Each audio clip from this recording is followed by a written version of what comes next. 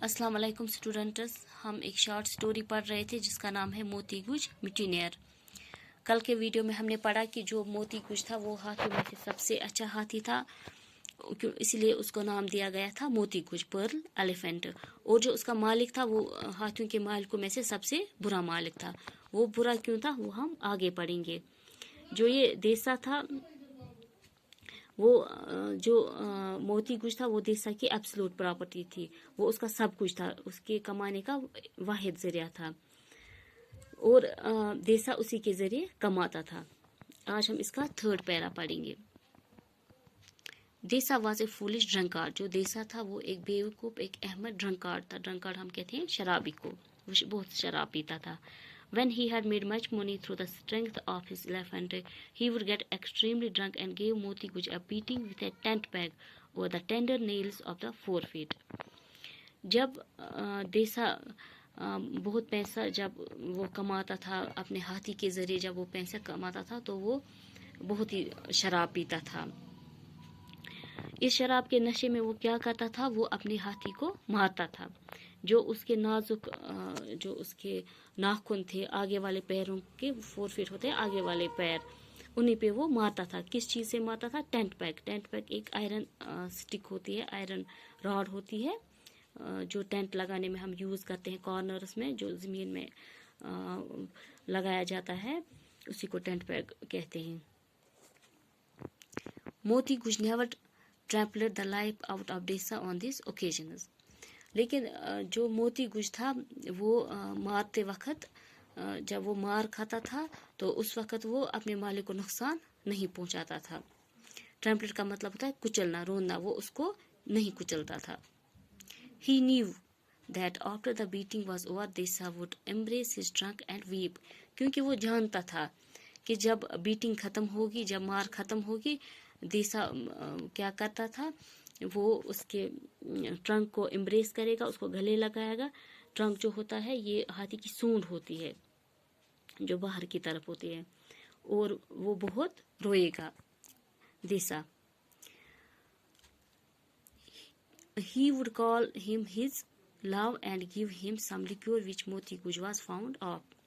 देसा क्या करता था बीटिंग के बाद, वो जो इस हाथी की सूंड थी उसको पकड़ता था, उसको गले लगाता था और बहुत ज़्यादा रोता था, और वो अपने हाथी को अपना प्यार कहता था, उसको प्यार देता था और उसे लिक्विड देता था पीने के लिए। लिक्विड एक किस्म का रस होता है, शरबत होती है ये। यहाँ पे मैंने लिख के रखा है लिक्विड, ये होती है शरबत। और टस्कस होते हैं नुकीले दांत जैसे हाथी के। ट्रंक होता है हाथी की सूंड।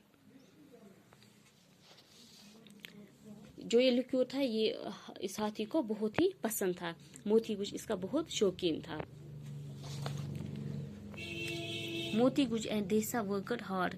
जो मोती गुज और देसा थे ये बहुत ही मेहनत करते थे।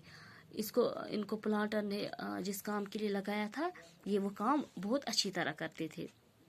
देसा सेट ऑन मोती गुज neck and give him orders. देसा मोती गुज की नेक पे बैठता था, उसकी गर्दन पे बैठ जाता था और उसको ऑर्डर देता था, क्योंकि ये इसका देसा मोती गुज का ड्राइवर था, उसका माहौट था। Moti Guj rooted up the stumps for he owner a magnificent pair of टस्कस।